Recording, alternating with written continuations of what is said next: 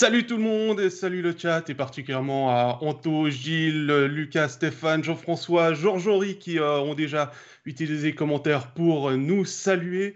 Je suis Pascal Eberhardt, votre hôte pour cet épisode final de la saison de Overtime. Nous allons revenir sur nos meilleurs moments et sur nos coulisses de la saison. D'ailleurs, vous pouvez déjà nous dire dans le chat quels ont été vos meilleurs moments de la saison, ainsi que nous poser vos questions sur les coulisses ou sur la saison. N'hésitez pas, c'est ouvert. Enfin, pour terminer cette introduction déjà beaucoup trop longue, non, je ne serai pas tout seul pour cet épisode puisque je suis accompagné par l'ensemble de mes collègues de la rédaction de MySports. Et on va commencer avec celui qui sera notre relais pour l'équipe nationale durant le championnat du monde qui commence vendredi. Salut Jean-Philippe Presselwenger. Salut Pascal, salut à tous. Jean-Philippe, pendant que tu es à l'écran, est-ce que tu peux nous en dire plus sur cette liaison avec l'équipe nationale ? Oui, en fait, même si le championnat du monde n'est pas à suivre sur MySports, il le sera quand même sur les réseaux sociaux, notamment avec des articles, des présentations, des interviews de joueurs via Skype notamment, sur tous les romans. Et puis, on essaiera de vous faire vivre ça un peu de l'intérieur, mais depuis loin. Voilà. Merci JP. Il a signé un joli triplé au commentaire avec le dernier match de Swiss League, de National League et de l'équipe nationale avant le championnat du monde. C'est Régis Serre. Salut Régis. Salut Pascal, salut à tous. Après 10 jours sans match à analyser, il commence à ressentir les premiers signes de manque pour sa dépendance à sa tablette. Salut à toi Stéphane Rochette. Salut tout le monde. Après une flopée de studio, il a, affirme-t-il lui-même, des quiz dignes de participer au Giro d'Italia qui se déroule en ce moment. Salut Alex.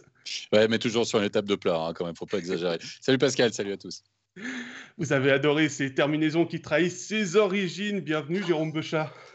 Bonjour à tous, c'est rigolo. Hein, c'est le cas de le dire. Comme Stéphane, son accent et ses expressions sont au diapason de son origine. Salut Jonathan Fillon. Salut Pascal, salut tout le monde. Tu nous en réserves pas une spéciale aujourd'hui? Ah non, je vous ai rien préparé, mais on sait jamais. On sait jamais. Et enfin, il a tellement refait de planification de commentateurs qu'on a fini par se demander s'il ne serait pas le prochain préposé au calendrier de National League. Salut David Pietronigro. Hey, salut tout le monde, salut Pascal. Non, c'est presque des vacances maintenant. Messieurs, maintenant que nous sommes les 8 sur l'écran, ça fait beaucoup de monde à suivre. Nous sommes passés en écran complet, ça veut dire que nous sommes prêts pour ce 20e épisode. Bienvenue à tous, bienvenue au chat. C'est parti pour le 20e épisode d'Overtime. Alors avant de revenir sur nos highlights, on a eu 2 questions sous la publication Facebook annonçant le chat. D'abord celle de Morissette Schneider.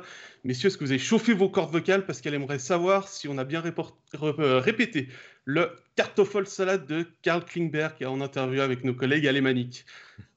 Ah, on doit tous le faire ensemble pour le coup. Ah bah, on peut essayer. Hein. 1, 2, 3, Kartoffelsalat. Bon, ça vient quand même d'une chanson suisse-alémanique, allemande même, je crois, où il y a encore Dicke Titten entre deux. Hein, c'est olé, olé, olé, Dicke Titten, Kartoffelsalat. Ça, c'est l'original. Je vous laisse aller voir sur Internet, c'est un titre... Ça, ce bout-là que Jean-Philippe vient de faire, il faut le garder pour la promotion d'Overtime l'année prochaine. Hein? Faut vraiment le couper pour notre clip de pub. Avec le Kartoffelsalat, évidemment... Enfin, vous avez compris. Fais attention, Jean-Philippe, t'es à ça de l'Eurovision, hein, quand même. The Voice. Non, mais c'est pas une chanson originale, donc c'est raté. Ah. Et puis, messieurs, deuxième question, celle-là un peu plus sérieuse de PWRF, qui nous a demandé qu'est-ce qu'il a manqué à Genève pour être plus performant en finale. Alors, qui veut se lancer sur une analyse un peu plus compliquée? Des sens... ouais. Ça, c'est sûr, Jean-Philippe. Bon, il faut dire qu'il y avait un bon gardien en face, hein, c'est pas évident. Il a manqué partout un petit peu de choses, je dirais, à titre personnel. Je trouve qu'il manquait à chaque match, il y avait un petit truc en dessous, que ce soit l'énergie, que ce soit vraiment dans tous les secteurs. Mais au final, ces petites choses font que c'est 3-0 dans une série. Il a manqué un peu de réussite au premier match. Moi, je pense qu'il a manqué un peu de réussite. Premier match, ils étaient vraiment proches. Ils le perdent en 1-0. C'est le match où ils ont les plus grosses occasions. Ils peuvent repartir de ce match-là, le gagner 2-1, et peut-être que la série aurait été différente. Peut-être. Mais Zug a très bien joué pour empêcher Genève de jouer son style de jeu. Et là-dessus, il faut lever le chapeau quand même à Zug parce qu'ils ont été très, très forts. Je ne pense pas nécessairement que Genève a été mauvais. Loin de là. Je pense juste que Zug leur était supérieur. La meilleure équipe à gagner. Ouais, il y a Stéphane qui avait soulevé un truc intéressant, c'était le temps de jeu des leaders à Zug. C'est pas 27 minutes, c'est pas 24 minutes, c'est en dessous de 20 minutes. Pourquoi? Parce qu'ils ont une quatrième ligne avec Senteller, avec Bachhoffner, qui peut prendre 10 minutes de jeu. Et Patemon a très vite coupé son banc, notamment dans le troisième match, et tourné à 3 lignes. Et la différence au bout d'une saison où on joue tous les 2 jours, ben, elle se fait aussi là. Ouais, je suis d'accord avec toi, mais il faut rappeler qu'ils ont toujours été menés au score aussi. Si Genève avait pu mener peut-être 2-0 au score dans une des rencontres, ils auraient pu peut-être faire un tout petit peu plus tourner le banc également. À voir. Toutes ces réponses sont bonnes, coché. Merci, Supervisor. Oui, si je rallume pas le micro, je ne vais pas pouvoir parler. Je disais, il y avait surtout une super équipe avec Zug qui a bien maîtrisé le sujet aussi. C'est pas forcément qu'est-ce qui a manqué à Genève, c'est qu'est-ce qui était meilleur chez Zug pour cette différence. Messieurs, on passe à nos highlights. On va commencer dans un ordre presque chronologique. On commence cet automne avec Alex, les bons résultats du Lausanne Hockey Club et notamment les succès consécutifs au mois d'octobre et début novembre. Oui, c'est plus que ça en fait. Mon highlight, c'est ça. C'est le Lausanne Hockey Club du début de saison. Du 16 octobre au 28 novembre, c'est une série de 8 victoires consécutives. Et sur le début du championnat, c'est même 10 victoires en 11 matchs. C'est surtout là qu'on a vu, à mon avis, sur la glace, le potentiel qui était exprimé sur le line-up du Lausanne Hockey Club. On en a même fait, franchement, je ne vais pas dire un des favoris pour le titre, mais en tout cas un des favoris pour accéder justement à la finale, au minimum pour la demi-finale. On a aussi fait la rencontre ou la connaissance, on va dire, d'étrangers très performants. Rappelez-vous le Barberio du début de saison, ultra dominant. On le plaçait comme le meilleur défenseur finalement du pays, un petit peu comme Tom Ernest. Et puis ensuite, Gibbons, Hudon, qui étaient aussi et qui ont été des révélations. Puis c'est surtout la signature de Malguin. Il faut se rappeler, Malguin, il lui a fallu 2-3 matchs pour se mettre en jambe avec le Lausanne Hockey Club. Mais après, il a vraiment été déterminant dans cette équipe pendant toute la saison. Il a bonifié justement cette équipe du Lausanne Hockey Club. Et puis pendant ce début de saison, c'était l'équipe, j'ai envie de dire, la plus chatoyante. Voilà. Qui offrait, j'ai envie de dire, un très bon équilibre, que ce soit en défense, que ce soit dans l'offensive, et qui proposait un hockey, même parfois un hockey champagne, et qui pouvait donner des ambitions à ce Lausanne Hockey Club, qui à la fin de la saison terminera 4e, mais il ne faut quand même pas l'oublier, à 3 petits points seulement de la 2e place. Voilà pour mon highlight. Ça a très vite cliqué en fait dans l'effectif du Lausanne Hockey Club. Il y a eu pas mal de mouvements durant l'été, ces transferts dont on parle et on peut reparler pendant des longues heures pour refaire la saison. Mais c'est vrai que le Lausanne Hockey Club, avec les ajouts aussi de dernière minute, est devenu rapidement une grosse et solide équipe. Après, il manque pas grand-chose non plus pour aller peut-être plus loin dans l'aventure, mais c'est vrai que depuis le début de la saison, c'est vraiment l'équipe qui a le plus donné la plus grande et forte impression dès les premiers coups de patin, selon moi aussi. Tous les points sont importants dans une saison, puis on le voit justement à la fin. Lausanne a signé de grosses victoires dès le début de la saison, malgré les quarantaines. On continuait quand même sur le rythme du début de saison. C'était une très belle saison pour Lausanne. C'est un championnat qui était tellement serré, il y avait tellement de parité dans ce championnat-là que tout se jouait à si peu. Puis on l'a vu justement avec Lausanne. Il aurait pu terminer 2e. Ça se jouait à si peu, mais quand même, il faut saluer cette magnifique saison de Lausanne et ça donne quand même une bonne idée de ce qu'on peut s'attendre de cette équipe-là pour la prochaine saison et pour les prochaines saisons. C'est assez réjouissant quand même. Avec une victoire au dernier match à Rapperswil, ils auraient terminé 2e, je crois. Ouais, et puis c'est là où ils n'ont pas de chance, c'est qu'ils tombent contre Zurich en quart de finale. Je me demande s'ils n'étaient pas tombés contre Zurich avec un Lausanne qui se qualifie peut-être pour les demi, ça aurait peut-être pu faire un parcours à la Genève Servette pour le LHC. En tout cas, il y a du potentiel pour ça. Quand tu vas aller jusqu'au bout, quel que soit l'adversaire, de toute façon. Il faut bien le battre à une place, ouais. Tu dois le battre. Il y a beaucoup d'absences pour Zurich en quart de finale. Moi, j'ai pas trouvé que Lausanne ait peut-être fait tout juste pendant sa série contre Zurich. Mais moi, j'ai trouvé que cette équipe, elle avait beaucoup de stabilité en début de saison. Tout fonctionnait, tout tournait. Et puis après, il y a quand même eu des grains de sable qui ont grippé, on va dire, la mécanique. Je ne sais pas ce que vous en pensez. Mais... D'ailleurs, on nous demande, Jean-Philippe, peut-être toi, tu peux répondre dans le chat. Est-ce que le départ de Konecker, la blessure de Barberio, a peut-être pas fait couper un petit peu l'élan du Lausanne Hockey Club? La blessure de Barberio, sûrement. D'ailleurs, je ne suis pas persuadé, on le sait pas encore officiellement, on ne le saura jamais, mais je ne suis pas persuadé qu'il est vraiment guéri. À mon avis, il devait jouer blessé parce que ce n'était pas possible qu'il y ait une grosse différence comme ça. Il se fait opérer. Si ce n'est pas fait, il va se faire opérer 6 jours. Hein, c'est pas une surprise pour moi. Et puis, quand on doit serrer les dents aussi longtemps, on pète un peu les plombs en play-off. Ça, je peux comprendre. Le départ de Conacher, je ne sais pas. Ce n'est pas parce qu'il performe à Berne qu'il aurait performé comme ça à Lausanne. Je ne suis pas persuadé que l'environnement est pareil, que les rôles donnés est pareil et que les joueurs avec qui il joue, on ne peut pas comparer un Malguin avec un Jeffrey. C'est des joueurs qui jouent complètement différemment, qui ont d'autres qualités. Jeffrey beaucoup plus ouvert sur ses coéquipiers. Malguin qui a souvent essayé de faire la différence d'abord pour lui, et si ça ne fonctionnait pas, trouver quelqu'un à côté.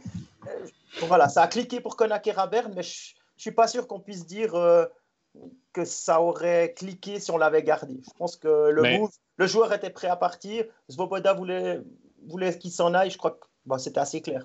C'est une affaire financière. Voilà, bien sûr. Oui, mais pour moi, c'est plus le message que ça envoie, parce que je suis d'accord avec toi, Jean-Philippe. Je ne pense pas que Conacher aurait nécessairement retrouvé la forme qu'il avait à Berne avec le rôle qu'on lui donnait à Lausanne. Je pense peut-être plus que c'est dans le vestiaire et le message que le directeur sportif envoie à ses joueurs qui n'était peut-être pas le bon en échangeant Conacher à ce moment-là, alors qu'il était encore dans la course pour le 2e rang, alors que ton équipe va bien, tout roule.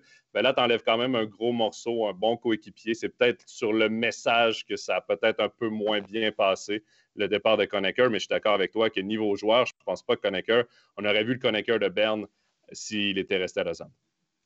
Après, Lausanne, vous l'avez dit, le dernier match perdu à Rapperswil, ça change quand même beaucoup la donne par rapport à l'adversaire, on va dire, que tu retrouves en quart de finale. Mais quand tu as un Barberio diminué parce que tu sais qu'il joue blessé, quand tu as un Malguin qui s'est fait sécher contre la bande, on a créé une commotion, mais apparemment c'était plus au niveau de l'épaule, peut-être qu'il avait été touché. Il y a beaucoup d'intox aussi dans ces moments-là.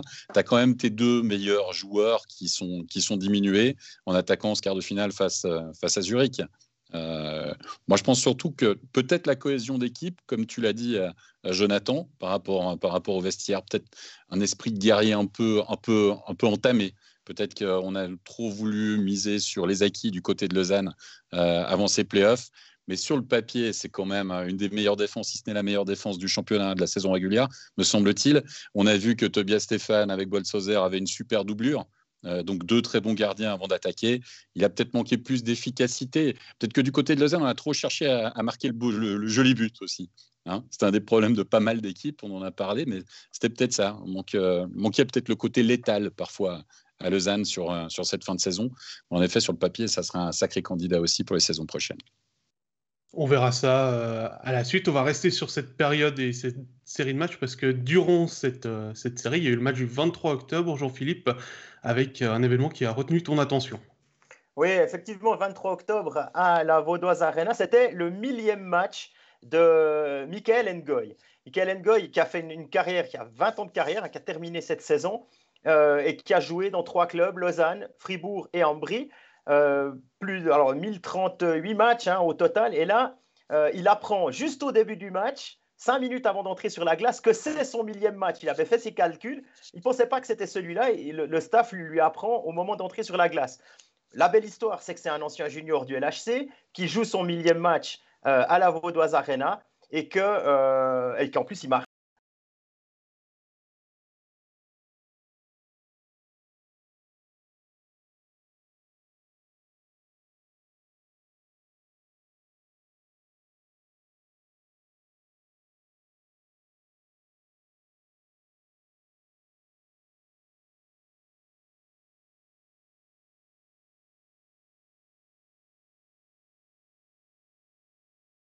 Dans la plus haute ligue du pays.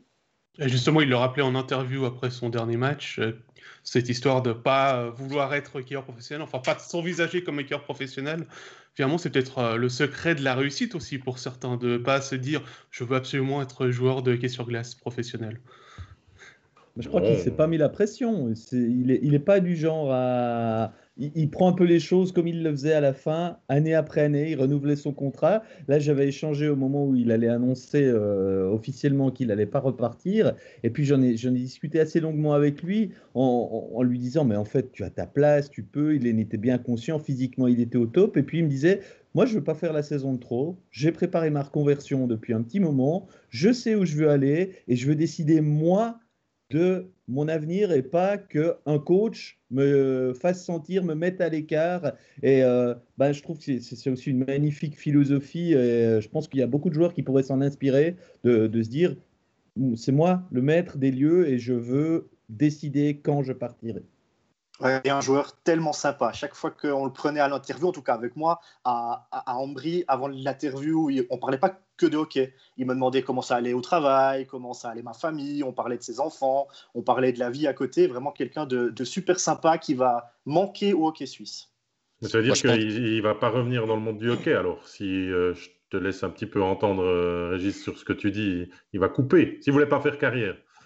Alors, je crois qu'il a un projet de reconversion, d'aide à la reconversion pour ceux qui ont quelques soucis pour leur après-hockey.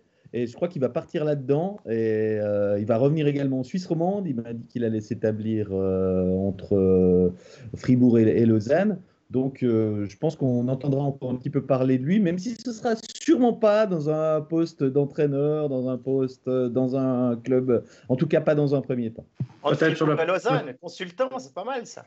Ouais, peut-être de temps en temps sur le plateau de MySports, on verra.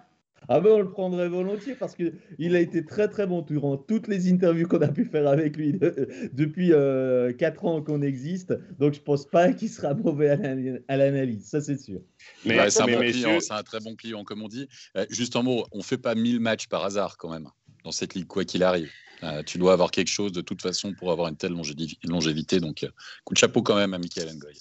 Je voulais juste rajouter que c'était peut-être un petit peu dommage de finir une carrière comme ça dans une patinoire vide. Et c'est aussi le cas de Marc Alpanalp à Fribourg, où il y a eu des jolis gestes, il y a eu des jolis moments. Ouais, Félicien Dubois, exactement. Alors, Dubois et Ngoy, c'est des grosses carrières. Alpanalp aussi, mais dans une moindre mesure. Et puis, on a vu vraiment des très jolis moments, typiquement lors du dernier match d'Alpanalp à Fribourg, c'était contre Genève en play-off, où le capitaine genevois Noah Rod rappelle ses coéquipiers depuis les vestiaires pour faire une haie, pour accueillir la sortie d'Alpanalp. C'est aussi dire que ces gars-là, qui durent, souvent, c'est des bonnes personnes, souvent. Il y a Fabrice dans le chat qui salue aussi la très belle carrière de Michael Ngoy. Voilà, Jonathan. Une très belle carrière. Et Pascal, je reprends la parole. On disait qu'il ne se voyait pas faire carrière dans le hockey 2 ans au maximum. Finalement, c'est une carrière de 20 ans. Souvent, ces joueurs qui ne sont pas nécessairement flamboyants, mais qui font tout bien sur la patinoire, qui sont des athlètes honnêtes, qui sont des leaders dans le vestiaire, qui sont des leaders pour une équipe. C'est des joueurs qu'on ne voit pas nécessairement. 36 buts seulement en carrière, comme Jean-Philippe le disait, mais quand même, il mérite la belle carrière qu'il a eue. C'est la preuve que même si on n'est pas flamboyant tout au long de sa carrière, même chez les juniors et tout, on peut avoir une importance. Tous les joueurs sont importants dans une équipe. Un défenseur défensif comme lui est hyper important et on peut avoir une très belle carrière, même si on n'est pas celui qui noircit la feuille de pointage à chaque match. Beat Gerber en est un très bon exemple. Voilà. Messieurs, 2 questions par rapport à Lausanne pendant qu'on est toujours dans cette zone géographique. On a Fabrice qui nous demande si on a des nouvelles du futur entraîneur qui succéderait à McTavish. Stéphane, je te regarde toi parce que tu as souvent des insides. Semble-t-il qu'il est déjà choisi, mais qu'on tarde à l'annoncer. Okay, il n'y avait pas un contrat de 3 ans alors. Tout ce que je peux vous dire. Je n'ai pas d'infos là-dessus. Sur le contrat de McTavish, je n'ai pas d'infos précises. Ce qu'on me suppute, c'est que c'est McTavish qui aurait plutôt choisi de ne pas continuer l'aventure à Lausanne plutôt que l'inverse. Alors, il y a beaucoup de choses qui ont été vendues. On a vendu aussi l'histoire de Barberio qui serait sur le marché. Alors, Barberio n'est pas au courant de rien s'il est sur le marché. Donc, il y a quand même des histoires un peu qui sont sorties qui est peu crédible à mon avis sur ce dossier-là. Stéphane, quelle est la langue maternelle du futur entraîneur du Lausanne Hockey Club?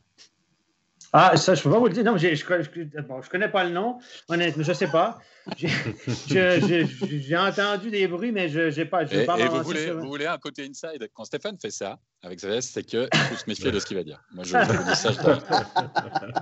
C'est du genre, moi, je ne sais pas. Moi, arbitre, je ne sais pas, moi. Hein, non. Non, honnêtement, si je le savais et que je pouvais le dire, je le dirais. Voilà. Donc, effectivement, bon bref, c'est ça. Je ne vous dirai pas le nom aujourd'hui. Il semble-t-il qu'il est désigné et semble-t-il que McTavish n'aurait pas souhaité continuer l'aventure de son côté. Donc, c'est les dernières infos que j'ai à ce niveau-là que je peux transmettre. D'accord, mais il est anglophone ou il n'est pas anglophone? Bon, il paraît qu'il comprend les deux langues, je ne sais pas, mais... D'accord. Voilà. Il a des cheveux ou il a pas de cheveux? Il se débrouille dans les deux langues. On joue au qui est? Lunettes? Barbe? Bon, avec la disposition qu'on a, on pourrait jouer au qui est. Hein. Et puis, Lionel B qui nous demande si Fuchs peut remplacer Malguin si celui-ci ne revient pas à Lausanne. C'est pas le... Écoutez, on va quand même... J'aime beaucoup Fuchs, hein, parce que c'est un excellent joueur de hockey, mais c'est pas le même.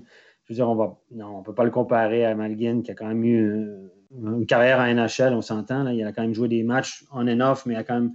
C'est des joueurs un peu différents, je pense. Et je pense que là, de là à dire qu'il peut remplir la chaise de Malguin, c'est peut-être pas y rendre service que de dire ça, mais ça reste un très bon joueur, Fuchs, qui va rendre d'excellents services, qui est au sommet de son art, qui est dans ses meilleures années.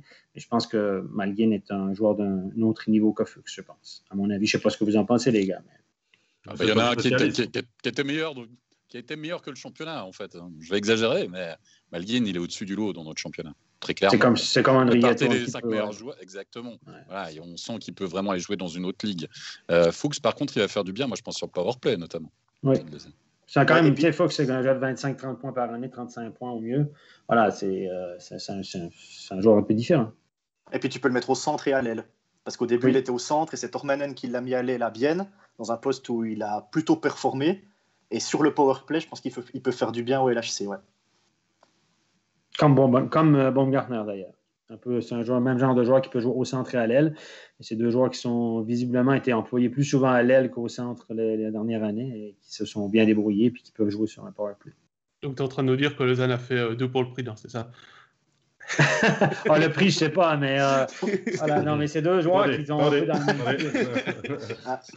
le prix, c'est bon, j'ai passé à la seule chose, j'aurais peut-être rétréci un peu, c'est pour ça. Non. Ouais, ça l'excuse de beaucoup de monde, Steph. Aïe. Allez, messieurs, je vous propose qu'on retourne dans le passé. Et, c'est moi qui vais prendre la parole puisqu'on va se rendre le 15 décembre à Langnau. Cela fait plusieurs matchs que l'attention se porte sur Julien Sprunger et un fameux chiffre, 651 points en carrière sous le maillot de Fribourg-Gotteron. Comme depuis 3 matchs, le capitaine passe les 47 premières minutes sans inscrire son nom sur la feuille de pointage. Et c'est plutôt à l'époque Connor Hughes qui fait l'attention en route vers un premier blanchissage en carrière. Ce qui sera d'ailleurs le seul des Dragons cette saison. Puis, il y a un jeu de puissance, 48e minute de jeu.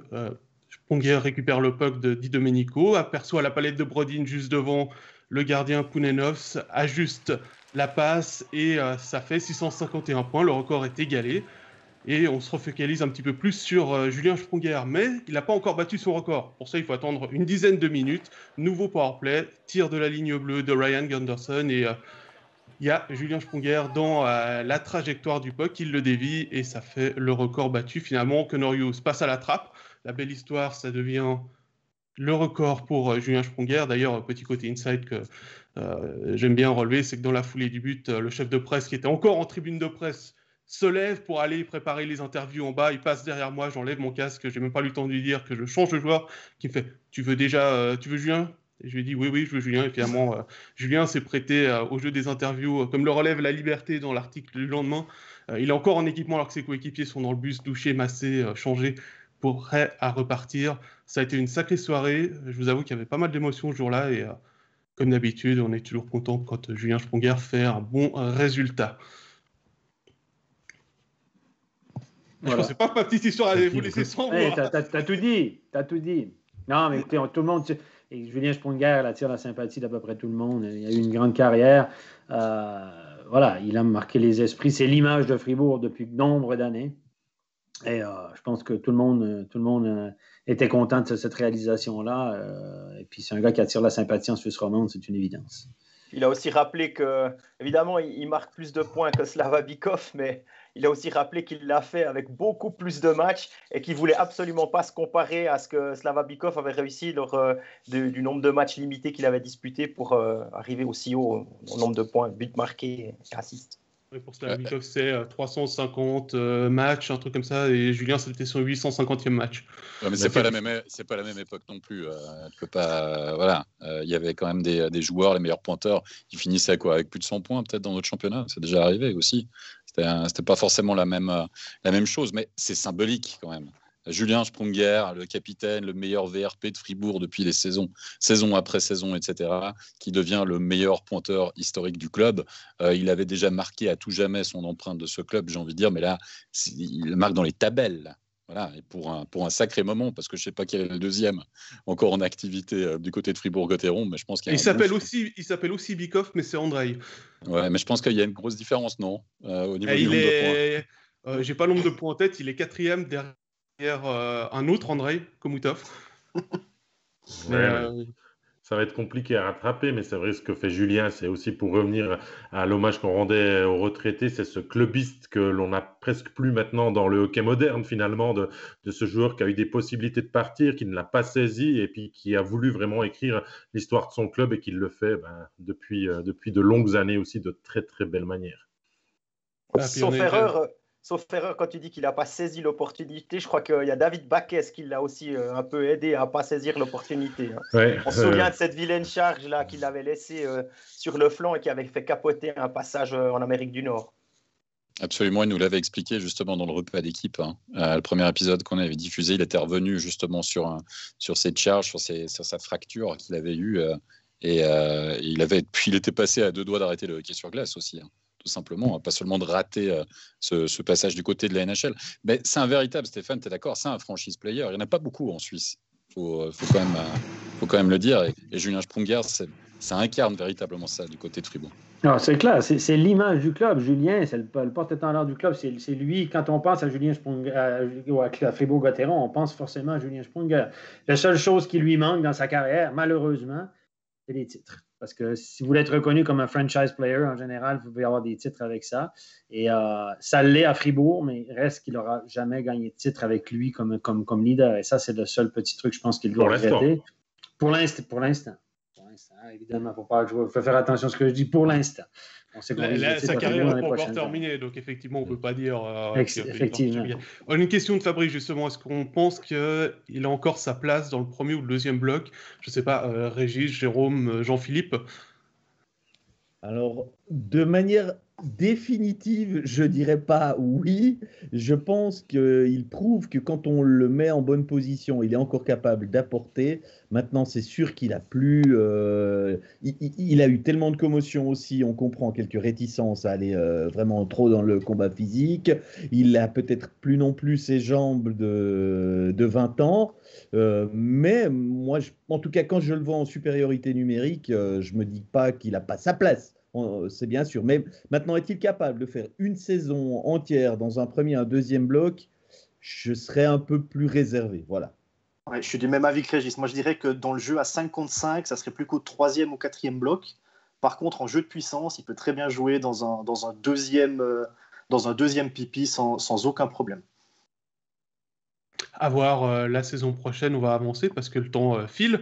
David, je vais te donner le crachoir. On va changer de ligue. On va partir en Swiss League avec un club qui t'a bien plu, surtout en saison régulière. Ouais, j'ai envie de donner de tirer mon coup de chapeau à une équipe qui a surpris son monde en Swiss League. On descend d'un échelon pour parler du HC Sierre qui a fait une saison que l'on n'attendait pas, on ne va pas se le cacher. Ils ont terminé à une brillante 4e place de la saison régulière. Ils ont fait des transferts intelligents. Le coach Danny Gelina a très bien travaillé. Les joueurs ont appris la première saison de leur remontée en Swiss League et ont vraiment épaté dans la deuxième. C'est vrai qu'il y a eu les locomotives qui ont été bien sûr Asselin, Arnaud Montandon et des transferts intelligents comme Thibaut Monet et Dolana qui ont apporté de l'expérience et qui ont ont su entourer ces jeunes joueurs qui ont progressé. Le staff a aussi très très bien travaillé et intelligemment en coulisses. Ça fait quand même du 1,76 par match pour terminer 4e. Et c'est là peut-être leur petit malheur, c'est qu'en terminant 4e, ils sont tombés sur un Holton en quart de finale qui leur a laissé un petit peu ce petit goût de ce manque finalement de ne pas pouvoir goûter un petit peu plus loin et de cette élimination trop sec en quart de finale. Mais c'est encourageant pour la suite pour le HC Sierre, que j'ai vraiment beaucoup aimé dans son attitude, dans son jeu, dans sa façon vraiment d'épater la galerie. T'en reste à savoir s'ils ne vont pas se faire piller aussi. Ça, c'est peut-être une des grosses questions de l'été, parce que ces joueurs qui ont épaté vont peut-être attirer l'œil de certaines équipes en National League et tout. Il y a des discussions qui sont en cours, mais au HC Sierre de continuer la saison prochaine à essayer de faire autant bien, voire mieux. 25 000 francs. Si j'ai bien compris, j'ai bientôt suivi. Hein, c'est ça, 25 000 francs, on est d'accord. 25 000 francs pour Guillaume Asselin à Joie. Mais on est d'accord qu'on joue peut-être sur des petits mots, mais ça peut avoir son importance, parce que si tu as aussi Arnaud Montandon qui peut partir, ou d'autres encore qui pourraient avoir leur chance ailleurs, l'ossature de ton équipe, elle reste quand même pas la même. C'est pour ça que je mets un petit mais pour la saison prochaine. Mais le HC Sierre, cette année, bravo, respect pour ce que vous avez fait. Ça a été vraiment du très bon hockey. Moi, je pense, David, si j'enchaîne par rapport à ce que tu dis, même si Sierre repart avec la même équipe, ce ne sera pas simple de confirmer ce rang. Parce que quand je discute avec les gens de ce club, cette 4e place, elle était inespérée. Le niveau atteint par l'équipe, il n'était pas du tout attendu aussi haut. Il partait quand même d'assez bas. Et le sentiment d'Annie Gélina, il était que tous ces joueurs, mais il ne m'a pas cité une exception, tous ces joueurs ont eu tendance à surperformer par rapport à ce qu'on avait de référence de leur part jusque-là. Donc, peut-on s'attendre à une deuxième saison avec une telle performance? Ce sera quand même très compliqué, même si elle repart avec les mêmes hommes. Et puis ça, évidemment, c'est pas certain non plus. Bien sûr, mais tu peux très bien terminer moins bien classé en saison régulière, viser la qualification pour les playoffs, puis avoir un petit peu plus de temps entre avril et mai sur la glace. Ça serait quand même une saison aboutie quand même. Mais c'est sûr que pour...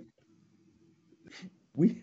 C'est sûr que pour le HC Sierre, excuse-moi Jean-Philippe, c'est sûr que pour le HC Sierre, ce sera un top 6, ce qu'on va viser la saison prochaine.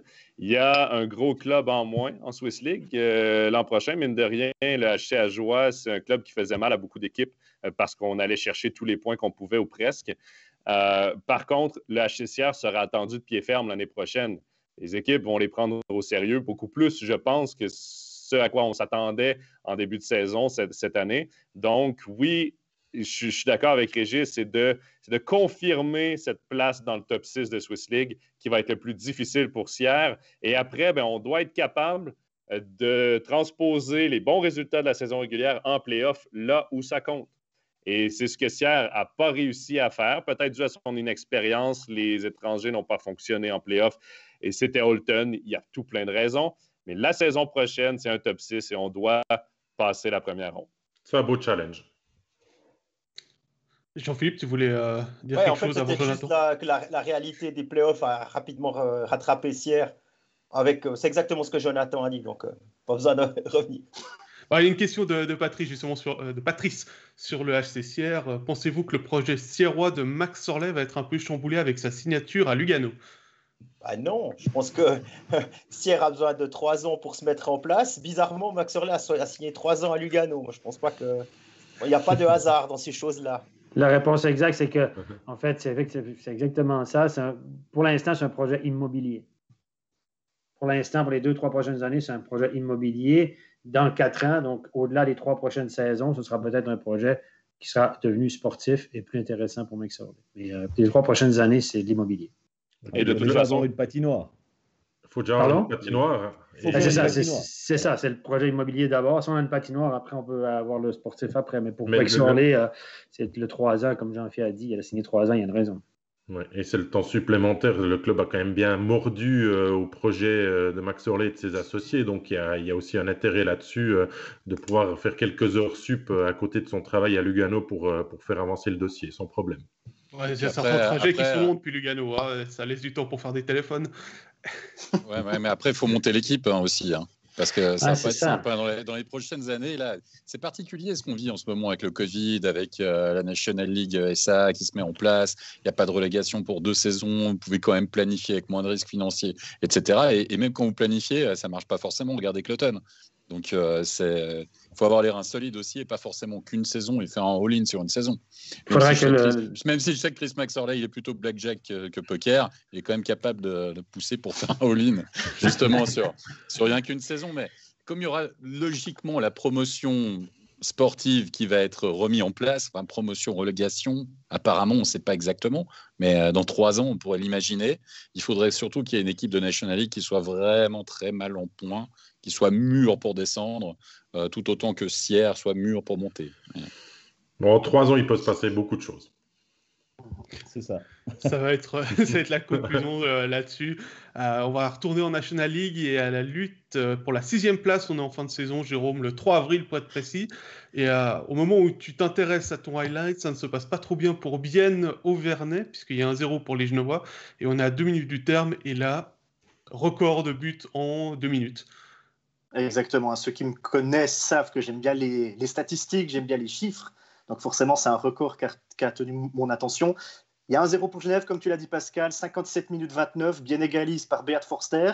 Alors déjà, sur un but de Forster, tu te dis qu'il y a quelque chose d'un peu bizarre qui se passe parce qu'il ne marque pas souvent. 12 secondes après, c'est Radgeb qui marque le 2-1 pour Bienne. Et ensuite, les buts s'enchaînent jusqu'à 59-21 et le dernier but de Moser. 5 buts de Bienne en 1 minute et 52 secondes. C'est le nouveau record en National League. Alors pour ce match, j'étais dans mon canapé. Et puis là, je me suis dit, mais qu'est-ce qui s'est passé? Et puis j'ai discuté avec des journalistes qui étaient ce soir-là au Vernet et qui m'ont dit, on était tous choqués, on ne sait pas ce qui s'est passé. 5 buts en moins de 2 minutes, on n'avait jamais vu ça. On ne sait pas ce qui s'est passé au Vernet. C'est un truc sortait un peu de nulle part, quoi. Toi, t'es tombé du canapé ou pas? Non, il est grand. Il est grand. Même si je roule, je reste dessus. Non, mais c'est assez fou. Marquer 5 buts en moins de 2 minutes, même si le dernier ou les 2 derniers sont dans la cage vide. C'est vrai qu'il s'est passé quelque chose de très bizarre ce soir-là. Et surtout dans le contexte, les 2 équipes qui étaient à la lutte pour le top 6. Et cette victoire de Bienne a fait passer Bienne au-dessus de la barre, Genève dessous. Bon, après, on sait ce qui s'est passé avec Genève qui a gagné son dernier match contre Lugano, si je ne fais pas d'erreur. Bienne qui allait perdre à Zug. Et puis ensuite, il s'est passé ce qui s'est passé. Mais dans ce contexte-là, c'était vraiment bizarre. Mais avec du recul, on peut penser que Genève a fait exprès pour choper Fribourg dans les playoffs. Et avec le parcours qu'ils ont eu, tout était planifié peut-être. Ah, peut-être, ouais. Et à part ça, moi, je pense que ça a fait un bien fou à Genève. Je pense que ça a fait un bien fou à Genève. Ouais, ça leur a mis le couteau sous la gorge. Je crois que Patémon l'a même relevé. Il a dit ça nous a mis le couteau sous la gorge. Et du coup, on était en mode play-off avant que les play-offs commencent pour Genève. Ils étaient déjà finalement dans ce côté mission. Hein. Steph, tu l'as beaucoup dit en parlant de Genève. On a vraiment le sentiment qu'ils étaient partis en mission. Et je pense que ça les a forcés en se disant ça, c'est pas possible. On se retrouve au pied du mur. Maintenant, on n'a quasiment plus notre destin entre les mains. Et finalement, je pense que ça fait du bien à Genève. On a Simon qui nous dit que Lugano a fait grève. Je pense qu'il fait référence au match d'après pour permettre à Genève de passer au-dessus de la barre, avec la complicité des arbitres aussi du côté de Zoom. Ah, évidemment. De mener 2-1, c'est ça, hein, Stéphane? Exactement, c'est ça. Tout est organisé. Hein. C'est un vaste complot, tout ça, les gars. Il ne faut pas rêver. Hein. L'histoire c'est écrit d'avance en général. Mais normalement, chaque année, c'est toujours les mêmes qui gagnent. Mais on ne peut pas dire ça cette année, Steph. Non, effectivement. Donc, on a eu une finale inédite avec un nouveau champion et c'est tant mieux pour l'intérêt de notre championnat. Et je pense que les prochaines années, ça va être un peu comme ça, à mon avis. On va y revenir. Nouveau cycle. Oui, tant mieux. On a eu une question d'Anto Prieto qui nous l'a posée tout début du live, mais je l'ai gardée pour maintenant, puisque le contexte s'y prête. Comment avez-vous trouvé le département disciplinaire de la Ligue, leur ligne de conduite au niveau des sanctions cette saison? J'ai trouvé, dit-il, un peu à la tête du client. Alors, on parlait d'une sanction arbitrale, mais on va diverger un petit peu vers les bureaux. C'est vrai que ça a parfois été un peu bizarre. Je dirais comme chaque année, on était constant. Hein? Comme chaque année, c'est comme ça. Donc, on a fait la même chose. On s'est posé beaucoup de questions. Il n'y en a pas eu tant que ça dans les playoffs, honnêtement. Il y a eu des années où on a eu beaucoup de...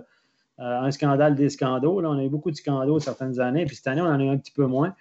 honnêtement, ça a été assez calme dans les playoffs. Il y a eu Alatalo à la fin, Carrère, machin, mais ça a été relativement calme durant les playoffs, alors que...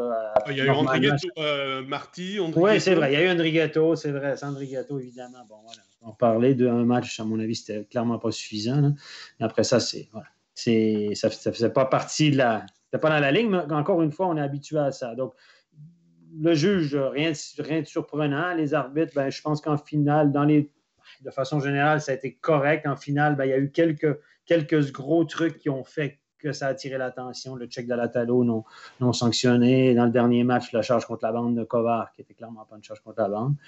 Et le match à Genève n'a pas été normal. Donc, l'arbitrage a été correct sans plus, je dirais, dans les playoffs. Et puis le juge, égal à lui-même.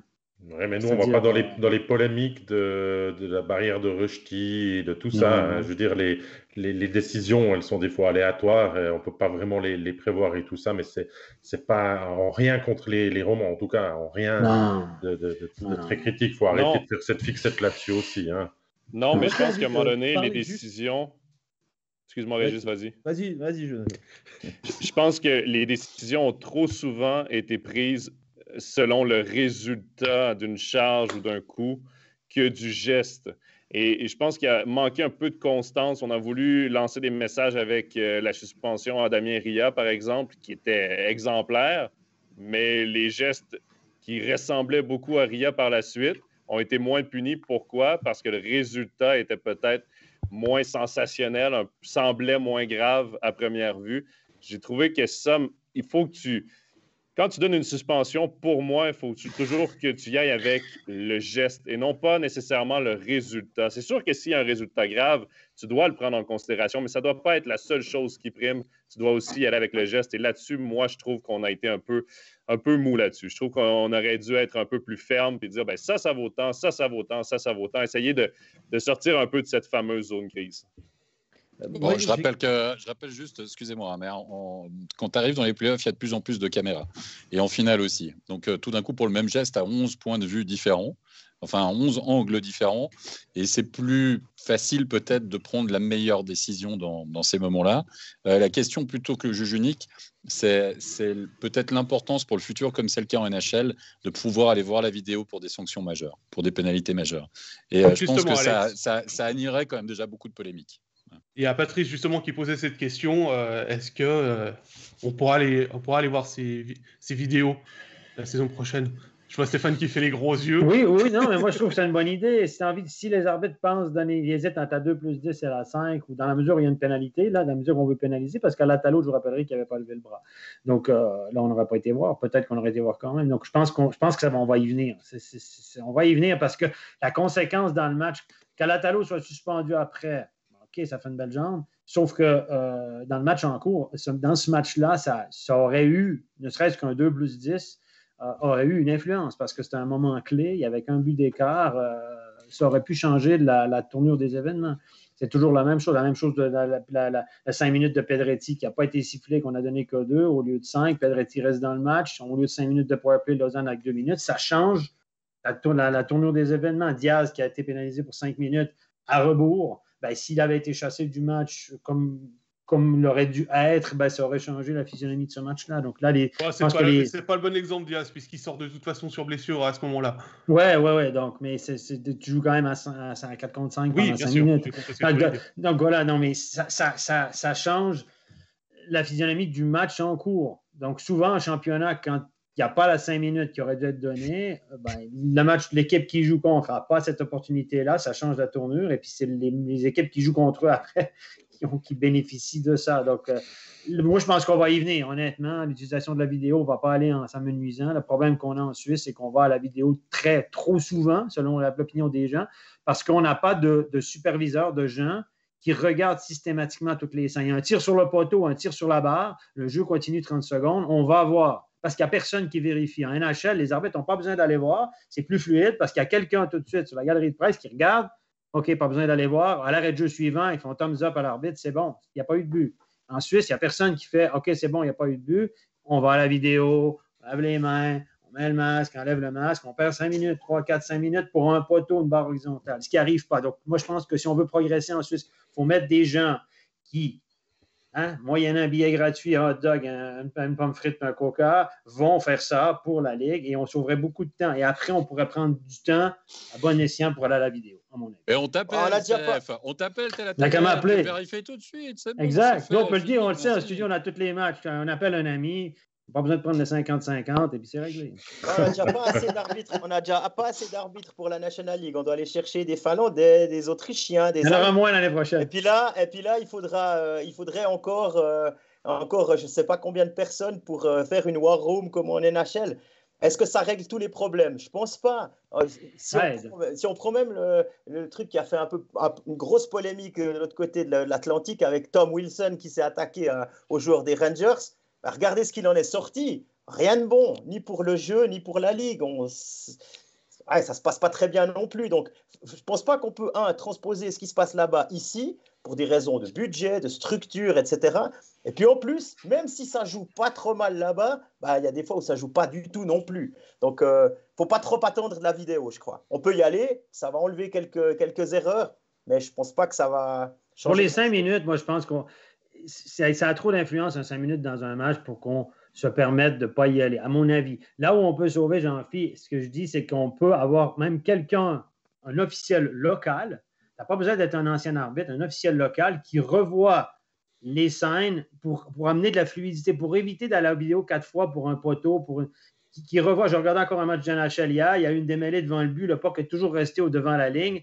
L'arbitre, il a fait signer attends, on ne reprend pas tout de suite. Il a attendu. Il y a quelqu'un pour lui qui regardait en haut, un officiel local qui regardait, puis il a dit OK, elle a vraiment traversé la ligne, pas besoin d'aller tergiverser, on reprend tout de suite. En Suisse, on serait allé voir la vidéo. Et c'est là où je pense qu'on aurait. Et puis, on pourrait aussi s'améliorer. Cet officiel pourrait aussi, par exemple, revoir les buts et les assists. Il y a eu un but, dans les 5 secondes qui suivent, il fait retour en arrière sur sa tablette, il regarde, il dit OK, le but, c'est le 24-36-42. Et avant de l'annoncer à la presse, par exemple, on donne les bonnes informations qu'on puisse, nous aussi, en fin de match, ne serait-ce que pour nos 3 étoiles, avoir les bonnes statistiques. Non, mais sérieusement, ça, c'est aussi un truc qui est tellement amateur en Suisse. Il ne faut pas faire me dire qu'on a besoin des 2 jumeaux de Philippe Fokelin pour faire ça à minuit le soir. Je suis désolé, il y a un gars sur place qui n'a pas besoin d'être un arbitre, qui a besoin juste d'être un gars observateur qui regarde les numéros puis les buts, c'est ça. Et puis, avant de l'annoncer dans la patinoire, on a décidé... On peut le faire en junior au Canada. On ne peut pas me croire qu'on ne peut pas le faire en Suisse. Quoi. Je veux dire, ça ne prend pas un arbitre avéré et puis un officiel international pour faire ça. Et là, on améliorerait la qualité du produit, le rendu aussi. Ouais. Nous, on va travailler fort cet été pour préparer la nouvelle saison. La Ligue a aussi du pain sur la planche, alors. C'est des petits détails. Ça fait des années qu'on en parle puis on ne veut pas le faire. Aussi, les pauses commerciales. Tout à coup, dans le sondage, on parlait des pauses commerciales, des pauses durant le match comme à NHL. Ne serait-ce que pour nettoyer la glace à la 10e minute, le premier arrêt de jeu après la 10e minute de jeu, ne serait-ce que pour la qualité de la glace du spectacle. Ça serait tellement bien de pouvoir juste nettoyer la glace. Pas obligé de faire on n'a pas de pub de 3 minutes comme un NHL, c'est pas grave, tu fais 2 minutes de pause. Il n'y aura plus la Valachia, c'est pas un problème. Non, mais les mêmes power break qu'on peut retrouver en SHL ou en KHL, Pascal, c'est ce qu'on a vu aussi dans la finale de la SHL, c'est le fameux power break à chaque période. Puis, comme tu dis, ça enlève le surplus de neige. Puis ça donne un peu plus de temps de glace à tes meilleurs éléments parce que si ta meilleure ligne était sur la glace avant la pause, il y a eu 2 pauses de 2 minutes, tu renvoies ta meilleure ligne sur la glace. Donc, c'est plus de spectacle. Les meilleurs joueurs jouent plus souvent. Donc, ça fait 3 présences de plus pour les meilleurs éléments. C'est tout un ensemble de détails qui peuvent améliorer la qualité du spectacle et le rendu, à mon avis. Et puis Jonathan, comme tu m'interpellais sur la SHL, après je te rends la parole pour qu'on passe à ton highlight de la saison. Il n'y en a qu'un seul en SHL, donc c'est pas non plus comme en NHL ou au championnat du monde où il y en a 3. C'est une pause de 80 secondes, donc ça va encore, c'est pas non plus beaucoup trop. Je signale qu'un autre Stéphane dans le chat, Stéphane te demande quand est-ce que tu travailles à la Ligue. Pour l'instant, on garde. Hein. Il faut parler à la question Alex. C'est Alex. Pour l'instant, on garde Stéphane. Bon, en réalité, il le fait en sous-marin déjà depuis des années, mais en l'occurrence, on ne peut pas rendre ça officiel. Mais Stéphane, il parle beaucoup des 5 minutes, mais il parle très rarement des linesmen, ce qui est vraiment dommage. Alex, il adore quand tu fais comme ça. On va pas compter là-dessus parce qu'on en a pour 2h30. L'importance de la vidéo, parce qu'à ce moment-là, c'est toujours la même histoire. Hein. Si vous vous fiez au geste de l'arbitre, ça ne marche pas. Enfin, en l'occurrence des assistants, des juges de ligne, ça ne marche pas toujours. Non. Effectivement. On va peut-être simplifier l'année prochaine. On verra ça. Ils vont lever qu'un bras. Exactement. Je suis à moitié sûr. Jonathan, on l'a vu aussi en Ligue B, on l'a vu en Swiss League, on l'a vu le premier match, Cloton a joué en jeu de quoi 30 cm, comme ça. Régis? Ça, c'est pas 30 cm. 35 ans. Je sais. Ça dépend pour qui. Pascal, tu vois le moins discipliné de l'émission, qui c'est l'ancien arbitre? Quand même. Classique, c'est les purins là. Il a l'habitude d'être de l'attention, c'est pour ça. Donc je disais, Jonathan, on va tourner vers toi pour ton highlight de la saison. Comme David, tu n'as pas souhaité t'attarder sur un match ou sur une période de temps, mais sur une performance globale qui plus est remonte, mais surtout individuelle. Oui, ben moi, j'aime beaucoup les gardiens. C'est un poste qui est très important. On le sait à quel point un bon gardien, c'est important. Et il n'y a pas beaucoup de gardiens numéro 1 romans. Et il y a eu Gauthier Desclous qui est devenu numéro 1 à Genève, qui a soutiré le poste à Robert Maillard de magnifique façon. Mais à Zurich, il y en a un qui est peut-être un peu passé sous le silence cette saison, mais qui a connu une saison exceptionnelle, et c'est Ludovic Weber. Ludovic Weber avait décidé de quitter Fribourg parce qu'il jouait les seconds violons à Reto Berra, en sachant très bien qu'il n'aurait jamais vraiment sa chance d'être numéro 1. Il s'en va à Zurich, mais derrière un Lucas Flueller. Lucas Flueller, c'est pas le dernier venu non plus. 32 ans, c'est un vétéran, 4 fois champion de National League. Il avait fait ses preuves. Et dès le début de la saison, qui on met devant le filet Flueller? Il perd son premier match, on met Weber, une victoire. Troisième match, on revient avec Flueller, encore une défaite. Et Weber, par la suite, a enchaîné les victoires, les bonnes performances. Et ça s'est traduit en play-off. Pascal et moi, on co-commentait la série Lausanne et Zurich. Et ça a vraiment été un élément hyper important à la victoire de Zurich dans la première ronde face à Lausanne, parce que c'était deux équipes qui se ressemblaient beaucoup sur papier, deux équipes avec de la profondeur. On s'attendait à une très longue série, à une série très serrée, mais Ludovic Weber a mis son sceau sur cette série. Écoutez, c'est incroyable ces chiffres. 1,32, c'est sa moyenne de buts alloués, 95,65, son pourcentage d'arrêt en play-off, en première ronde du moins.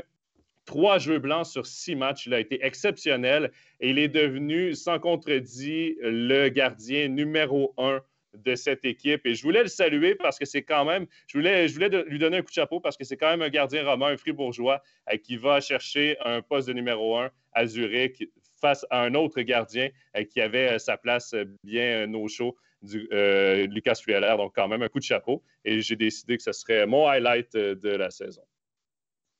Je pense que tu vas faire l'unanimité auprès de tes 7 collègues présents dans ce overtime. Et même dans le chat, c'est vrai que tu l'as dit, 3 blanchissages en quart de finale. Je l'avais interviewé après la série. Il tire même pas la couverture à lui. Il dit je peux pas être si bon que ça si j'ai pas une bonne défense devant moi. Il m'a épaté quand même, c'est au niveau mental.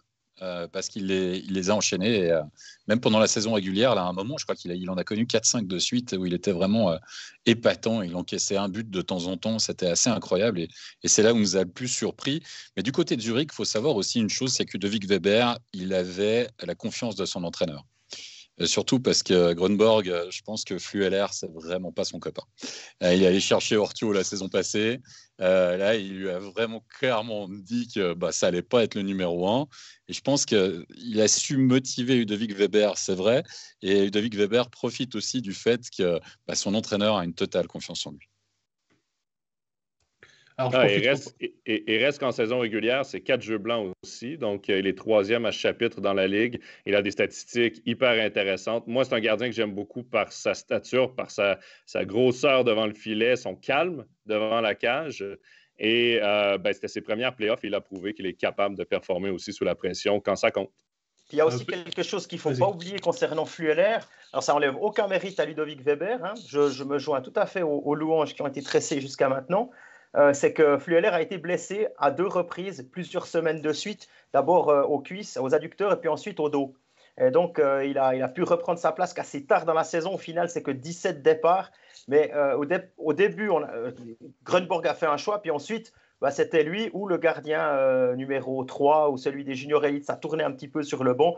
Donc là, ça a aussi offert une tranquillité d'esprit à Ludovic Weber. Il savait que si Flueller était blessé, de toute façon, c'est moi qui joue. Ça enlève peut-être un petit stress dans la préparation de ces matchs. Ben, ça enlève un stress, mais en même temps, il y avait tout à perdre aussi. Parce que quand Flueller est revenu, il devait confirmer sa place. Et en play-off, ben, jamais on n'a enlevé Ludovic Weber de la cage. On lui a donné tous les départs. Et ça, ben, c'est vraiment le signal que, ben, écoute, Ludovic, c'est toi notre homme jusqu'au bout. Et puis, la saison prochaine s'annonce une autre belle saison pour lui, je l'espère. Et d'ailleurs, il avait été retiré après le deuxième tiers contre Genève à 0-4, si je me souviens juste. Ou 0-3, je ne sais plus. Et puis, il a été remplacé là. Et puis, on savait tout de suite, qu'au match suivant, c'était lui qui était dans la cage. Il n'y avait pas de doute là-dessus. Ça a été une très bonne décision de Grunberg pour protéger le gamin. Il disait, là, ce soir, on ne va pas la gagner, celle-là. Là. Je ne veux pas te défoncer, je ne veux pas éliminer ta confiance. Que Christian Dubé aurait peut-être pu faire lors du 5-1, le match de 8-3 ou le 5-1 au début du troisième tiers. Facile à dire après, évidemment. Et peut-être que ça aurait préservé aussi un peu Berra, qui est beaucoup plus âgé, plus d'expérience, évidemment. Et peut-être que ça aurait pu préserver un petit peu Berra pour la suite des événements. Petit tour dans le chat, messieurs, avec Simon qui réagit par rapport à Ludovic Weber en disant « À Fribourg, on ne gagne pas de titre, mais on produit de grands gardiens ». Et puis, on a une question de Richard, puisqu'on est sur les ZSC Lions. Petite question, comment ça marche quand une équipe comme Zurich a un joueur comme Souter qui part en NHL? Ils ont le droit de jouer à 5 étrangers, mais combien de temps? Je veux dire, ça, est-ce que ça compte pour la saison prochaine? Normalement pas, il me semble.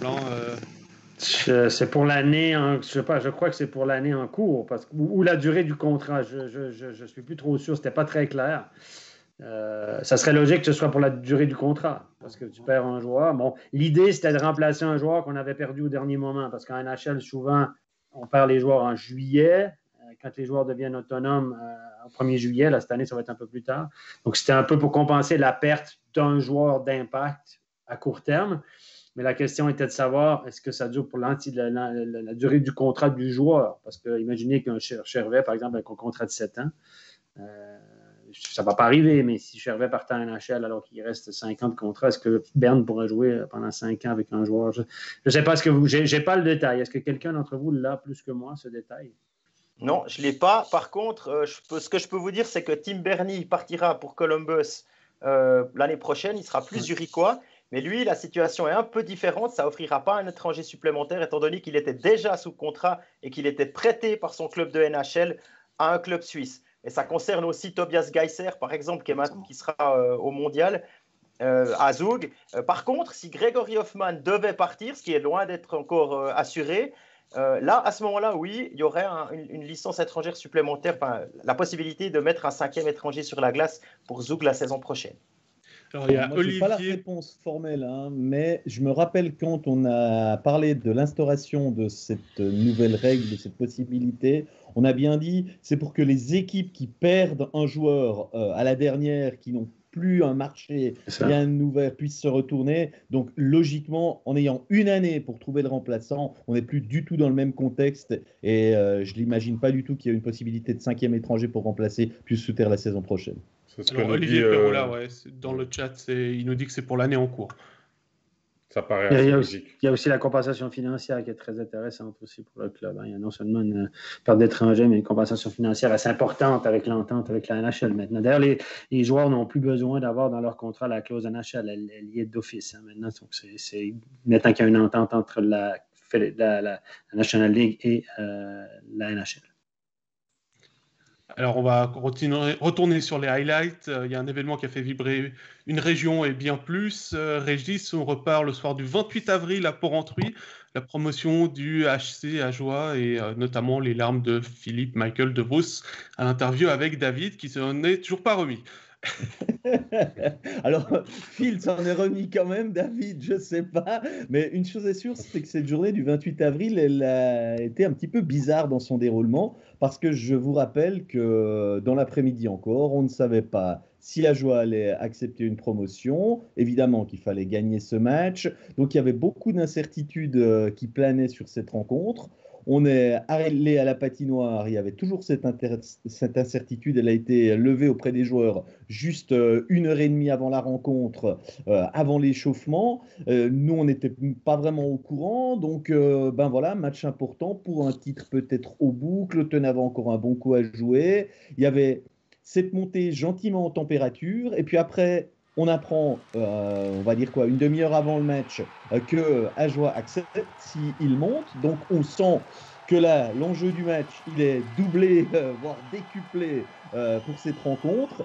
Cette rencontre, elle est quand même assez tendue. Ajoie est menée de 2 buts. Ajoie revient et on va en prolongation. Et la belle histoire, elle se poursuit avec ce but qu'on a revu il y a quelques instants de Yogi. Et puis, évidemment, après, c'est la fête, c'est larmes, c'est Philippe Michael DeVos qui vient au micro et qui est touchant. Je pense que c'est le mot, parce que pour moi, c'est l'interview de hockey de la saison. Je crois qu'on a beaucoup parlé un petit peu partout. La manière dont il a réussi à faire passer son émotion, la manière dont il a vécu tout ça. Et je pense que c'était très touchant. Puis après, il y a l'autre côté qui est bien sûr la promotion, la fête qui s'en est suivie et la population qui n'était pas dans la patinoire mais qui s'est rassemblée par centaines à l'extérieur de la patinoire jusque tard dans la nuit. Donc vraiment un des highlights de la saison, j'imagine qu'on ne pouvait pas y couper à celui-là. Puisqu'on est sur le HC Ajoie, une question de Romain qui nous demande si on a des annonces qui vont arriver prochainement sur le HCA. Alors, on a déjà un petit peu parlé quand on a évoqué Sierre, mais est-ce qu'on a plus de nouvelles, Régis ? Voilà. La seule chose que je peux vous dire, c'est qu'ils n'ont aucunement l'intention de devoir encore payer pour délier les contrats de joueurs.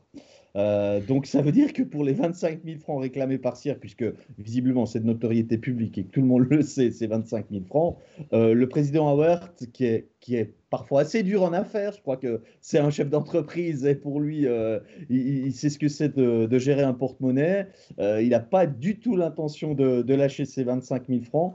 Donc le bras de fer, il est bien tendu à ce niveau-là. Après, je sais aussi qu'il y a une déferlante d'offres qui arrivent dans les bureaux de joueurs qui sont proposés. Normalement, ce sera un défenseur et un attaquant étranger, mais à ce niveau-là, il y a des dizaines et des dizaines de propositions qui arrivent, parfois totalement farfelues en ce qui concerne l'argent qui sera mis pour engager cet étranger. J'ai entendu dire que les sommes, elles étaient proches maximum de ce qui est offert actuellement à DeVos et à Eisen, qu'il était exclu qu'on engage des joueurs à prix d'or, comme il y en a qui sont engagés actuellement à Zug, par exemple, pour ne pas citer d'exemple assez concret. Donc, on sera très attentif à ce niveau-là pour ne pas exploser des budgets en ce qui concerne les joueurs. J'entends circuler des noms, mais il n'y a aucun nom de signé à ma connaissance. Et puis, ça ne sert à rien de lancer des noms alors que rien n'est fait. Il n'y a aucune urgence pour l'instant. Il faut déjà trier les dossiers. Il faut regarder un petit peu dans quelle stratégie vraiment sportive on va partir aussi. Et pour l'instant, le HC Ajoie a certes beaucoup de travail en coulisses, mais n'a encore rien à annoncer de concret. On aurait presque pu faire une draft d'expansion avec l'arrivée d'un 13e club finalement. Ouais, mais c'est le HC Ajoie, pas le HC Ajoie Kraken. Donc c'est pour ça qu'il n'y a pas de... On peut les renommer s'il n'y a pas de problème. Bon, je ne suis pas sûr que les Jurassiens acceptent que la Wivre disparaisse. Allez, Stéphane, last but not least, on va terminer avec toi puisque tu as choisi... Moi, je n'ai pas cherché loin. J'ai cherché la finale. J'ai trouvé qu'on a eu des playoffs extraordinaires dans la qualité. Là, j'exclus les matchs de Rappersville qui ont été de moins de qualité. Je suis désolé de le dire, mais je le répète, mais ils ont été presque ennuyeux, même si je salue leur parcours. On a eu des matchs tout simplement fabuleux, d'une très bonne facture. On a un niveau, on a vu la série Lausanne-Zurich qu'on a suivi avec attention qui a été excellente. La première Genève-Fribourg a été pas mal aussi. La finale, la demi-finale et la finale de Genève et Zurich, Genève et Zug, ça a été du grand hockey. Niveau de jeu incroyable. Et pour les images que j'ai choisies, évidemment, donc on a eu des matchs engagés. Ça, c'est le but magnifique de Hoffman, le talent. Ça, c'est un but, je pense que tout le monde va se rappeler. C'est l'année qu'Hoffman avait traversé toute la glace et avait été marqué le but qui s'est avéré le but vainqueur. Sur le talent, ça démontre que Zug peut gagner de bien des façons avec le talent, avec la profondeur, avec le système de jeu, avec son gardien. Et c'est un but, je pense que tout le monde va se rappeler, ce but d'Hoffman qui va rester dans les mémoires. On a vu aussi au début de la série une bonne mise en échec des deux top scorers, finalement Kovar sur Tom Ernest. On sait que Tom Ernest était la cible de Zug, c'était l'homme qu'il fallait contrôler, c'est le grand leader de Genève Servette. Et les deux top scorers, et Tom Ernest a été stoïque, a joué toute une série quand même s'il a été mis sous pression. Il s'est fait geler les 10 premières secondes par Kovar. Kovar qui a été aussi excellent, qui a été le grand bonhomme de du championnat et des séries. Donc, on a eu une lutte vraiment intense entre ces deux top scorers qui ont été extraordinaires durant les playoffs. Cette accolade entre les deux hommes. Du Giannoni, 6 titres. Donc, il y a eu plusieurs belles choses qu'on a vues. Et le niveau de jeu a été c'est dommage qu'on n'a pas eu de gens dans les patinoires. Les gens se rendent un peu moins bien compte à la télé, mais le niveau de jeu a été tout simplement extraordinaire. Moi, j'ai parlé à des arbitres qui ont sifflé des matchs, j'ai parlé aux entraîneurs, et tout le monde me dit que on a atteint un niveau de jeu quand même assez exceptionnel là, durant ces playoffs. Il y a même des entraîneurs nord-américains très connus qui ont regardé des matchs en Suisse et qui m'ont dit « Hey Steph, ça patine en tabarnak en Suisse. » Donc, typiquement québécois, là.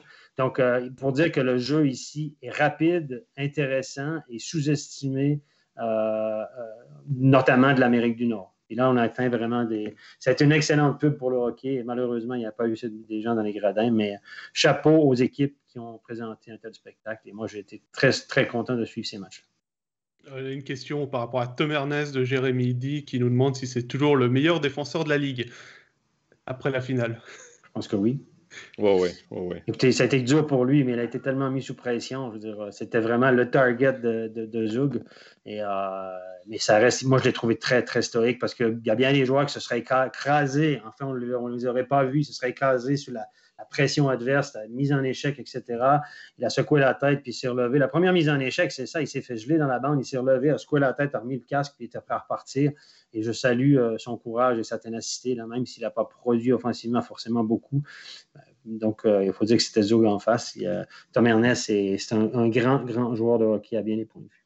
Non, mais l'autre exemple, c'est aussi avec Abdelkader, quand il passe par-dessus la bande, il est à peine sur le dos qu'il est déjà de retour de l'autre côté de la bande pour repartir au jeu. Il y a aussi le coup d'Aratalo, mine de rien. Il a été frappé de toutes les façons possibles. Mais il a prouvé qu'il était un très bon joueur de saison régulière. Ça, on le savait à quel point il est dominant, à quel point il est bon dans le championnat. Mais il a aussi, surtout cette année, prouvé que c'est un grand leader et un grand joueur de play-off. C'était le cœur et l'âme de cette équipe genevoise du début des playoffs jusqu'à la toute fin. C'est lui qui a marqué le seul but lors du 3e match. C'est lui qui a redonné espoir à Genève. Puis il était de tous les combats. Et justement, c'était un match c'était une série extrêmement physique. Et jamais il a reculé. Il allait dans les coins. Il savait qu'il allait être frappé, mais il payait le prix. Et ça, ça démontre à quel point c'est un bon joueur de play-off. Et il ne ripostait pas. Parce que d'autres joueurs se seraient énervés, ils auraient donné des coups, ils auraient pris des punitions, et ce n'était pas son cas. Et je pense que là, on n'a peut-être pas beaucoup évoqué ça tout au long de la série, mais c'est un point quand même qu'on peut mettre en évidence pour signaler à quel point il est grand. Et puis il a tellement le question glace qui continue à partir de vendredi avec le championnat du monde. Ouais. mais je reviens à ce que Régis a dit. Souvent après les arrêts de jeu, on voyait Kovar ou des joueurs aller essayer de l'intimider, aller essayer de lui parler, essayer de l'entraîner sur le banc des pénalités, de l'entraîner dans de l'indiscipline. Et Tom Ernest parlait, faisait un signe de tête. Et c'est parfois, oui, il joue un peu physique, mais je veux dire, il a été extrêmement discipliné tout au long des playoffs. Un seul et bémol physiquement, il a été... Oui, Jean-Philippe. Un seul bémol peut-être, c'est quand il lance sa canne au moment où Sylvain va marquer dans la cage vide. C'est un peu moche. On lui pardonne, mais c'était un peu moche. Ouais, c'était pas terrible ça. On lui pardonne. Physiquement, c'était quand même impressionnant de le voir, parce qu'on sait qu'il a le plus gros temps de glace du côté de Genève, souvent le plus gros temps de glace à la fin de la soirée d'une ronde complète de championnat. Et même dans les playoffs, il n'a pas baissé de régime. Et ça, c'était vraiment, vraiment impressionnant, malgré le régime spécial, comme vous l'avez relevé, messieurs, durant la finale. Il a un patinage absolument toujours fluide. On ne sait même pas s'il est fatigué ou pas. Il a l'impression, non, mais par rapport à d'autres qui piochent quelque chose de terrible, lui, ça a l'air juste naturel. C'est assez impressionnant. Messieurs, une question de Fabrice sur Manzato. Est-ce qu'au début de la saison, on pensait qu'il allait jouer les finales?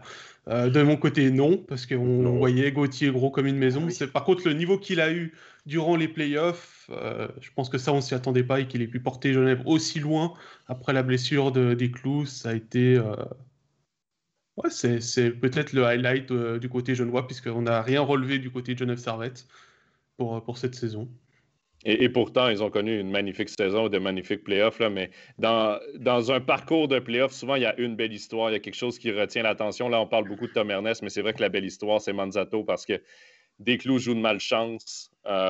Et Manzato, durant la saison, c'était coup-ci, coup-ça. C'était pas toujours au top. Il jouait souvent contre des équipes moins bien classées, des équipes de fond de classement. Ses coéquipiers étaient peut-être moins prêts, ou les prenait peut-être un peu de haut, donc des contre-performances. Ce n'était pas nécessairement de sa faute, les défaites en début de saison, mais ça lui a pris du temps avant de signer sa fameuse première victoire à Genève. Il n'a pas joué beaucoup non plus, c'est difficile, mais il connaissait son rôle. Je pense qu'il a été un bon grand frère aussi pour Gauthier Desclous en étant second. Et lorsqu'il a dû embarquer sur la patinoire et faire les arrêts, il les a fait. Après, il a été surpassé par Giannoni, mais à la défense de Manzato, Giannoni a toujours joué avec une avance ou une égalité dans cette série finale. Manzato n'a jamais joué avec une avance en finale. C'est ce qui fait aussi sa grande force, c'est qu'il accepte ce rôle-là et qu'il le remplit à merveille. Chaque fois qu'il est appelé à être titulaire, il fait des bons matchs. Oui, il y a des matchs un peu plus compliqués, mais comme pour tous les gardiens, et il a prouvé aussi ses qualités dans ses playoffs, dans cette fin de playoffs et tout. Et il prouve aussi ce qu'il va pouvoir apporter à Berne et surtout à Wüttrich pour espérer de le faire grandir aussi la saison prochaine du côté de Berne, ou peut-être qu'il jouera plus que ce qu'il a connu cette saison, en tout cas avec Genève. Certainement, il devrait jouer plus. Certainement, il devrait jouer plus parce que Wüttrich n'a pas encore l'étoffe d'un Gauthier Desclous, mais c'est exactement le genre de second que tu veux pour un jeune comme Wüttrich, un jeune rempli de promesses, un gardien de but. On a vu, moi, je l'ai commenté, je l'ai vu devant le filet 2 fois, là, et ça va être un bon gardien. Il est très jeune encore, mais d'avoir un Manzato à côté de lui, c'est rassurant. Même si Karunen a connu de bonnes playoffs, il faut le dire quand même, là, de bonnes pré-playoffs et de bonnes playoffs. Mais Manzato va quand même arriver avec un bagage qui est peut-être plus intéressant pour Wüttrich comme second. On va prendre encore une question de Stéphane Dalcol, je précise, puisque ce n'est pas Rochette qui l'a écrit, celle-là. Puisqu'on est sur le Genève Servette, que pensez-vous des transferts et prolongations de joueurs du Genève Servette qui ont été annoncés jeudi? Donc, Pouliot, Carrère prolongé, l'arrivée de Giancarlo Chanton. Il va falloir qu'on lui pose la question. Jérôme, tiens, ça fait longtemps que tu ne parles pas. Moi, je pense que l'arrivée de Pouliot à Genève va faire du bien à Genève Servette, parce qu'on sait que Pouliot, quand il arrive dans un club, il performe normalement très fort la première année. Et puis, il était encore en forme. Il est tombé avec un Rayala qui était à côté de ses patins cette saison. C'est peut-être aussi ce qui a fait que Pouliot parte du HC Bienne. Après, il remplace Eric Fer. Est-ce que c'est le même genre de joueur? Je ne pense pas. Ils n'ont pas les mêmes caractéristiques. Mais on sait que Pouliot peut jouer au centre, il peut jouer à l'aile, il est fort en power play. Il peut aussi aller devant le but pour faire de la place dans le slot. Et puis, le point faible de Pouliot, c'est un peu le même point faible qu'Eric Fer. C'est qu'il peut écoper de pénalités un peu stupides et il peut être facilement sortir du match. Merci Jérôme. Moi, c'est la signature de Pouliot, on s'en doutait depuis un moment. Chanton, c'est un jeune défenseur, donc je pense qu'on va essayer de le former un petit peu. Il est encore jeune, hein? C'est un 2002, Chanton. Je pense qu'il va peut-être jouer encore des matchs dans le junior. Mais la signature, moi, qui m'a surpris, c'est Carrère. C'est la reconduction de Carrère. Carrère, lui restait 1 an de contrat plus 1 année d'option. On l'a renouvelé directement. Je peux vous dire que Carrère était dans beaucoup de conversations en coulisses cet hiver parce qu'il a vraiment steppé up cette année. Depuis qu'il est à Genève, il a monté son niveau de jeu d'un cran, comme le Coultre l'a fait. Et là, le Coultre, ça va être la prochaine priorité de Genève Servette parce qu'il y a déjà des équipes qui sont dessus parce qu'il lui reste encore 1 année de contrat. Mais Carrère, avec une année plus 1 année d'option, a déjà été reconduit. Et là, je pense je suis même sûr qu'on a délié les cordons de la bourse pour lui. On n'en parle pas souvent. Hein? Donc, quand c'est une signature à Genève, on ne parle pas souvent d'argent. Quand c'est à Fribourg, à Lausanne, c'est surpayé. Mais je peux vous dire qu'on a donné tout un contrat à Carrère, et avec raison, parce qu'il arrive dans ses meilleures années. C'est un défenseur droitier qui peut jouer dans bien des situations, qui a développé un côté physique, et tous les clubs étaient dessus. On s'est empressé de le signer pour justement qu'il parte ailleurs, parce qu'il y avait déjà des offres pour son année d'option. Et je peux vous dire que c'était un défenseur qui était en demande, et je pense que Lecoultre, c'est déjà une priorité du côté de Genève pour renouveler Lecoultre avant l'expiration de son contrat. Parce que si vous gardez Lecoultre et Carrère dans votre alignement, un gaucher, un droitier, des gars qui vont arriver dans leurs meilleures années, c'est quelque chose de très bien du côté de Genève-Servette. On verra aussi si l'administration genevoise est plus efficace que l'administration bernoise pour Marc-Antoine Pouliot et sa naturalisation, hein, parce que ça pourrait aussi donner des cartes différentes à Genève-Servette la saison prochaine si on arrive à enfin changer la couleur sur son passeport. Il faudra qu'il pose ses papiers dans le canton de Genève. Hein. Je suis pas hyper convaincu de ce que tu viens de dire, hein, franchement, David. Non, j'ai pas dit que ça allait se faire. J'ai dit on pourra comparer quelle administration fonctionne le mieux. Mais, messieurs, par expérience, pas toujours facile dans le canton de Genève. Voilà. Ouais, mais là, on parle de naturalisation et pas de permis B, C ou autre. Donc, on verra. Mais il paraît-il que les années à Fribourg ont mystérieusement disparu. Peut-être avec sa paire de patins quand il les avait oubliés pour aller jouer un match. Messieurs, pas de polémique. Ouais.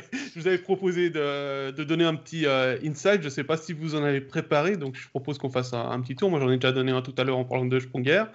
On va commencer dans l'ordre comme on apparaît sur l'écran. Donc, Jean-Philippe, tu es à côté de moi. Est-ce que tu avais... Ouais, j'ai rien eu de véritablement spécial. Non. Régis?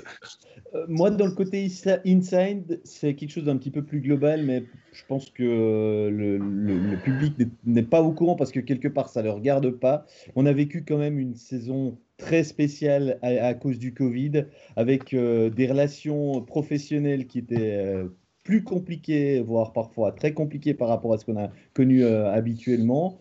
C'est pas vraiment une plainte que je veux dire, mais on peut quand même révéler que les salles de presse, pour la plupart, étaient fermées, ou alors c'était des bancs vides où il n'y avait même pas un café à aller se tirer, un nombre de personnes qui était limité dedans. Du coup, on ne côtoyait pas les confrères, qui font aussi la richesse de ce qu'on est, de ce qu'on apporte en échangeant nos idées, comparer nos points de vue. Et tout cela, tout au long de la saison, ça a manqué. C'était compliqué d'aller essayer de discuter avec des gens, des clubs, parce qu'il y avait des barrières qui avaient été, pour des raisons sanitaires, posées. Donc, c'était une saison dont on est heureux d'avoir eu un dénouement avec une finale, des playoffs qui se sont déroulés quasi normalement, si ce n'est qu'on est allé en best of 5 en demi et en finale. Mais sinon, il faut le dire, des saisons comme ça, c'est pas tout le temps le plaisir et le même qu'on ressent année après année. On nourrit aussi du public pour pimenter nos commentaires, et que franchement, les premiers matchs de la saison, c'était terriblement plat, quoi. C'était affreux. Il a fallu aussi pour nous un petit peu se mettre comme dans une bulle pour continuer de vous faire vivre les émotions, des fois placées très haut dans les tribunes de presse pour nos commentaires. C'était pas facile. C'était vraiment une saison spéciale. Et d'ailleurs, Christine qui nous félicite pour notre travail cette saison. Stéphane, un inside? Moi, je sais pas, j'ai rien de particulier non plus. Des insights, j'en entends toute l'année, mais j'ai rien de particulier. Comme je suis moins, j'ai quand même été un petit peu plus dans les patinoires aussi. Je rejoins Régis sur le fait que c'est particulier de se retrouver dans les patinoires vides. C'est pas la même ambiance, et puis on se nourrit moins de contact avec le public, avec les collègues. Mais j'ai pas d'histoire particulière à vous raconter. À moins que quelqu'un peut me rafraîchir la mémoire. Avec Alex, vous avez enfin trouvé la révélation de l'année? La fameuse révélation. Mais c'est parce qu'on ne s'entend pas sur la définition. Donc, ça part mal. Parce que si on ne sait pas c'est quoi une révélation, on ne peut définitivement pas établir une révélation, parce qu'on a posé la question à tous les invités. Hein. Donc, il faut savoir qu'Alex voit des révélations, voyait une révélation en Kylian Mottet. Et tous les invités, sans exception, à qui on a posé la question, ils ont dit non, c'est pas une révélation, il a 30 ans. Mais selon Alex, ça peut être une révélation. On les laisse, on les laisse. Franchement, tu racontes mal. Tu racontes très mal. Tu racontes mal. C'est la définition. On s'entend pas sur le départ. Non, mais d'abord, je me suis pas moqué de toi sur ton highlights parce que sortir les 2 derniers trucs des 2 derniers matchs de la saison, je me demande quand même si c'est pas une question de mémoire te concernant. Mais enfin, quoi qu'il en soit, pour vraiment parler de Kylian Mbappé, je vous rappelle que Kylian Mbappé, à un moment, était meilleur pointeur du championnat. Et la seule question que j'ai formulée, c'est si Kylian Mbappé finit meilleur pointeur du championnat, est-ce qu'on peut parler de révélation? En plus, j'ai fait la forme interrogative. Voilà. Je te laisse finir maintenant parce que c'est passionnant ce que tu racontes. Et finalement, on a demandé à tous les invités à tour de rôle, finalement, est-ce que c'est une révélation? Et puis, tout le monde, ils ont tous dit sans exception, attends, mais c'est une révélation, c'est quelqu'un qu'on ne connaissait pas, qui sort qu'on connaissait peu, qui n'avait jamais fait parler et qui sort du lot. Alors que Kylian Mbappé, ça fait longtemps qu'on entend parler, donc on ne s'entendait pas sur la définition. Mais moi, je pense que si on peut parler de révélation, puisqu'on y est, je pense que Dario Simeone peut être une révélation, par exemple, parce que c'est un gars qui nous avait habitués à des saisons de 10, 15 points, etc. Puis cette année, tout à coup, il est devenu, ça veut dire qu'il était bien accompagné, mais quand même, on le voit maintenant au niveau international, il continue son bon travail dans les playoffs, il a continué de marquer des buts. Donc, Dario Simeone, pour moi, est une révélation, même si j'ai beaucoup de respect pour Kylian Mbappé. Ouais, mais Dario Simeone aussi, on le connaît depuis longtemps, Stéphane. On le connaît, mais c'est une révélation, c'est parce qu'il est sorti tout à coup. C'était comme ça, puis tout à coup, ça fait comme ça. Tandis que Kylian Mbappé, il nous avait habitués à des saisons pas si mal quand même. On va pas le lancer là-dessus. Alex, vas-y, penche-toi. Vas-y, penche-toi. On a des débats, on a des questions existentielles importantes. Non, c'est vrai, l'absence de spectateurs, le sport, c'est pas ça, quoi. Le sport, c'est avec du public. Le sport de haut niveau comme ça, le sport, c'est pas. Oui, le niveau de jeu a été exceptionnel, etc. Mais ça me manquait véritablement d'émotion dans les patinoires. Je pense que pour les joueurs aussi, ça a été une saison vraiment très compliquée parce qu'eux aussi, ils ont dû se mettre comme ça dans ce mood de pas avoir de spectateurs. Sinon, le côté inside, nous, c'est plutôt en plateau. C'était une saison particulière aussi pour Stéphane et pour moi, parce que d'habitude, on est l'un à côté de l'autre. Donc, il y a tout ce que vous ne voyez pas. Par exemple, quand il fait trop long, je le pinceaute un petit peu. Vous voyez ce que je veux dire? Cassez pas les coups de pied sur le tibia. Voilà, c'est ça. Mais ça, c'est quand tu racontes n'importe quoi, en général, quand je dis ça, ou bien que tu es trop long, puisque c'est moi qui ai l'oreillette puis qui me fait engueuler, en général, pour la production. Et là, on a dû mettre en place une autre gestuelle, une autre chose un petit peu plus proche du baseball. Mais on espère que pour la saison prochaine, ça devrait fonctionner, puis qu'on n'aura plus de plexiglas non plus, qu'on pourra se retrouver autour de cette fameuse table de studio pour avoir toujours et encore des discussions aussi passionnantes. Et puis sinon, pour vous dire que, vous savez, c'est une petite vie de couple avec Stéphane. Donc parfois, il oublie ses lunettes, parfois, il se trompe de lunettes. Ou bien, il est un peu freestyle, hein, Steph, il a un style un peu freestyle, est-ce que je veux dire? Tu lui demandes, ça va être quoi ton analyse? Il te dit un truc, puis finalement, il fait tout le contraire. Voilà, Rasta Rochette. C'est un peu ça. Improvisation. Il est très freestyle. Mais je vais vous dire une chose aussi, c'est que moi, je vais quand même faire un clin d'œil à nos invités, parce qu'on a eu pas mal d'invités qui ont fait un excellent travail aussi. Et ce que vous ne voyez pas aussi, c'est qu'on rigole beaucoup, puis on passe des bonnes soirées en regardant les matchs, on déconne aussi beaucoup. Et avec les gars, on s'amuse. Ils ont plaisir à venir, je pense. Et puis, on échange beaucoup les points de vue. Là, on n'est pas toujours d'accord, etc. Mais dans l'ensemble, on passe d'excellentes soirées, on rigole et on s'amuse. Parce que là, OK, il ne faut pas oublier, c'est plaisir. C'est plaisir. Exact. Jérôme, à toi. Alors moi, je vais vous parler de déplacement, parce que vous le savez, on va dans les patinoires. Juste pour la petite anecdote, vendredi, j'ai déjà passé les 10 000 km depuis le 1er janvier. Donc c'est un petit peu pour vous montrer combien de temps on passe dans les voitures. Et en parlant de temps dans les voitures, j'ai eu un très, très, très, très long déplacement à Ambry. Je crois que c'est David qui était en studio ce soir-là.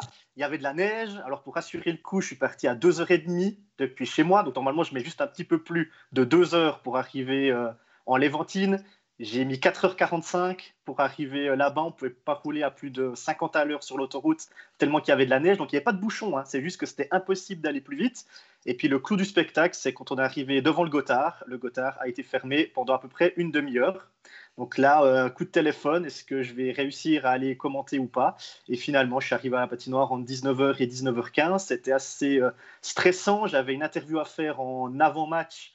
Et c'est le collègue de MySports italien qui l'a fait en français. Ça a été des téléphones pour se passer les questions. Donc voilà un moment un peu stressant. Je peux vous dire qu'il a tout envisagé, Jérôme, hein, de faire rebrousser chemin, de venir commenter en cabine, d'aller commenter chez nos collègues alémaniques. Il est passé par toutes les émotions, mais le côté positif, c'est quand il est monté dans sa cabine de commentateur, il n'a pas eu le vertige pour une fois pour prendre l'échelle. Jérôme, n'oublie pas, Jérôme, que c'est toujours difficile d'aller commenter à la Valachia. C'est vrai. Non, mais heureusement qu'elle change cette Valachia. C'est difficile d'aller commenter à la Valachia. Non, mais ce que David relève, c'est vrai, c'est que pour monter sur les places de commentateurs à la Valachia, d'ailleurs, Jonathan l'a vécu pour la première fois cette année. Il y a une échelle à prendre, puis après, il y a un escalier qui est penché avec le vide en dessous. Et moi qui ai Fort Boyard. C'est Fort Boyard. Ouais, mais après, il y a un passage sous une porte. À Fort Boyard, il serait plus adapté que nous au niveau de la taille pour passer sous la porte. Parce que nous, avec le sac et tout, Jonathan, t'es pas resté coincé sous la porte, toi, avec ton sac d'ailleurs? Ouais, moi, j'ai pas passé la première fois. J'ai mal jugé la hauteur de la porte. J'ai un sac à dos pour aller commenter, puis j'ai pas passé. C'est des choses qui arrivent, mais ça, écoute, justement, moi, c'était ma petite anecdote c'est mon passage à la Valachia. C'est quelque chose qui va rester dans ma mémoire. Là, je veux dire, j'ai joué dans des patinoires un peu crades au Canada ou un peu vieillottes. J'en ai visité aussi pas mal des patinoires dans ma vie, mais la Valachia va rester gravée dans ma mémoire. Écoutez, même moi, là, avec mon centre québécois, j'ai eu froid. La Valachia, il faisait frette, là, pour utiliser le bon terme québécois. Là. Mais quand même, c'était assez exceptionnel. Et la déception, dans mon cas, c'est de ne pas l'avoir vécu avec des spectateurs. On en a parlé un peu tout le monde. Lors du dernier match à Zug, j'y étais présent avec Jean-Philippe, puis les deux, on s'est regardés, puis à quel point ça faisait du bien de voir des spectateurs, de voir l'ambiance, même si c'était un petit échantillon. Pour nous, ça nous manque beaucoup dans notre travail. J'ose même pas imaginer pour les joueurs à quel point les spectateurs peuvent leur manquer. Il y en avait en NHL depuis hier, donc on a bon espoir que ça revienne. Et c'est bizarre, on dirait qu'on s'est habitué au huis clos, on s'est habitué à voir personne, ça fait du bien, mais c'est en quelque sorte un peu bizarre. Alex, ça va? Ouais, en fait, j'ai connement oublié que j'avais les écouteurs, donc tout est parti avec. Mais continuez les anecdotes, c'est pas mal parce qu'il y en a une autre qui m'est revenue en tête. Donc. Mais Jonathan, tu parlais qu'on s'est habitué au huis clos. Moi, j'en ai une petite. J'ai commencé le quart de finale entre Berne et Zug. Et puis, je commence à commenter. Puis, il y avait les 25 supporters de Berne. Et du coup, ils ont commencé à chanter. Et je me suis dit, oh, ils font du bruit, je dois augmenter tous mes boutons. Et je commence à commenter, et là je me dis, mais normalement ils sont 15 000 dans la patinoire, ils ne sont pas juste 25. Donc c'est bien la preuve qu'on s'habitue vraiment au huis clos. Ce qui est dommage d'ailleurs de s'habituer au huis clos. Enfin David, toi aussi tu dois avoir des insides. Alors moi, comme vous l'avez compris, parce que je crois qu'on vous l'a répété depuis le début qu'on a commencé cette aventure avec Overtime, j'ai pas mal transpiré avec les planifications, mais je dois quand même prendre du recul et se dire qu'on a quand même vécu une année où les téléspectateurs ont quand même eu beaucoup de chance parce qu'on a été quand même pas mal épargnés par tout ça et qu'on a pu commenter toutes les rencontres, qu'on a pu tenir tous les studios malgré quelques alertes. Hein. Je me souviendrai toujours d'un des invités qui était avec moi au studio qui me montre le message en devenant blanc, et on ne va pas le citer, mais il se reconnaîtra, et en disant « Oula, il y a une personne de contact avec qui j'étais ce matin et qui est positif au Covid, mais non, ça va le faire. Moi, j'ai rien, je suis en bonne forme. » Et le lendemain, il nous apprenait qu'il était positif, donc on a dû attendre 4-5 jours. Tous allaient se faire tester, on a pu être épargnés. On avait manqué une fois un studio avec Stéphane, souvenez-en, hein, si vous vous rappelez bien de tout ça, on avait mis en quarantaine préventive, mais toute la saison, on a été très sérieux et on a vraiment été épargnés par ça. Et puis, je dois dire que j'ai déjà transpiré avec les planifs, alors j'ose même pas imaginer si on avait tous été touchés par le Covid. Fabrice qui nous demande si avec le huis clos, on a pu entendre des choses qu'on n'aurait pas dû entendre. Oui, je pense Stéphane, tu étais avec moi lors d'un certain match où Eric Fer s'est fait sortir pour un comportement incorrect. Oui. Je pense qu'on a presque entendu ce qu'il disait au banc de Zurich. Oui, on a entendu beaucoup de choses. Ouais, il y avait pas c'était pas très chic. Puis effectivement, on entend le fait que c'était vide, on entend les joueurs crier sur les arbitres, tout ce qui peut se dire aux arbitres, etc. Et Régis, si tu voulais rajouter quelque chose. Oui. C'est là que je reviens. Je vous l'ai déjà raconté dans un overtime au mois de mars avec mon fameux Lugano-Genève où tout d'un coup j'entends quelqu'un sur le banc genevois, alors que Genève mène de 3 ou 4 buts, je me souviens plus très bien, et qui crie Ticino Rockets, Ticino Rockets. Ça, je me rappelle très bien. Ça, je l'aurais pas entendu dans une saison normale. Bon, le lendemain, à Genève, c'était plutôt les Ticino Rockets et Lugano était devenu une vraie équipe de National League parce qu'il y avait eu la revanche. Et, comme quoi, il ne faut pas toujours provoquer dans un match qui a le back-to-back le lendemain. Comme aurait dit Kylian Motet, le match du 15 décembre, c'est le karma. Parce qu'il s'était tourné vers le banc de Langna parce qu'il y avait eu une scène un peu litigieuse et il s'était tourné après le 5e but de Julien Sprenger et il s'était tourné en disant « c'est ça le karma ». Donc, voilà, il appelle ça le karma. Il appelle ça le karma. Moi, j'en connais un qui appelle ça la loi de la moyenne. Et à propos de fameuse loi de la moyenne, vous savez que Steph a quand même regardé ce qu'on lui a offert, enfin ce qu'on nous a offert. Alors, je ne sais pas si vous le voyez. Tu peux mettre en gros plan. Regarde, tu arrives à le voir là. Je vois pas trop là. Voilà. T'es bien centré, Alex. Voilà, c'est la loi de la moyenne, fameuse loi de la moyenne immortalisée sur des t-shirts quand même, hein, Steph. C'est énorme. On attend de le voir au studio, Stéphane, celui-là. Il faut que tu actives ton micro. Anthony qui nous a envoyé ça, on le remercie d'ailleurs, il nous suit régulièrement dans notre émission, donc il y a des gens qui nous suivent attentivement. Ça fait plaisir, il y a des gens qui nous suivent et qui aiment bien les termes qu'on utilise et nous envoient des t-shirts. On reçoit aussi des cadeaux de Bernie aussi, Alex. Hein? Et puis je te rappelle qu'il y a quand même Carton Rouge qui a fait un bingo sur nos expressions, hein, Stéphane. Oui. Tu te rappelles de ça? On avait même joué lors d'une soirée en plus. On les avait cochés, les expressions utilisées à MySports, effectivement. Donc, c'est bien, ça prouve qu'il y a des gens qui nous suivent régulièrement. Et vous avez compris qu'on s'amuse bien. Oui.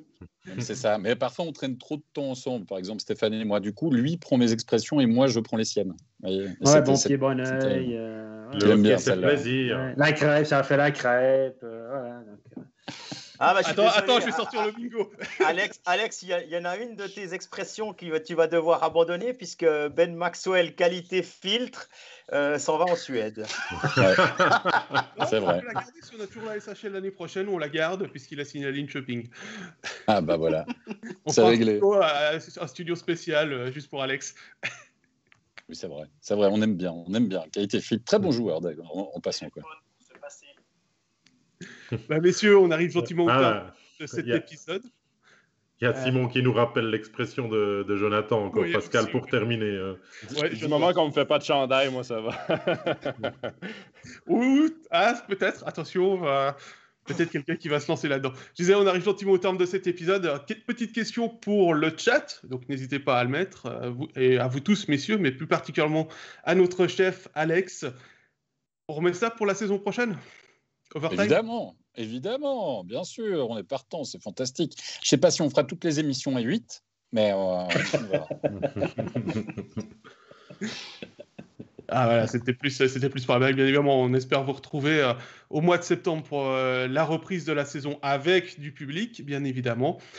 Pour terminer, quelques remerciements déjà à vous, le chat, j'y reviendrai un peu après. Également à ceux qui sont dans l'ombre, Mickaël, Ashraf, Angélique pour la réalisation et les différents éléments qui ont été montrés au cours des 20 épisodes de cette saison d'Overtime. Remerciements également aux autres membres de la rédaction, que ce soit Jacques qui n'est plus avec nous, mais aussi aux deux Mélissa qui ont contribué à la bonne marche de cette saison à MySports. Et puis, comme j'ai dit, chers auditeurs, chers spectateurs, que ce soit en vidéo ou en audio, merci à vous d'avoir participé dans le chat sur Facebook avec vos questions, vos commentaires, qui avaient écouté notre podcast sur les différentes plateformes, qui avaient réagi, que ce soit sur YouTube, Spotify, SoundCloud ou Apple Podcast. N'oubliez pas de vous abonner d'ailleurs sur ces plateformes pour la saison prochaine. On vous souhaite à tous un excellent été. À bientôt. Bye bye. Ciao tout le monde. Ciao, ciao.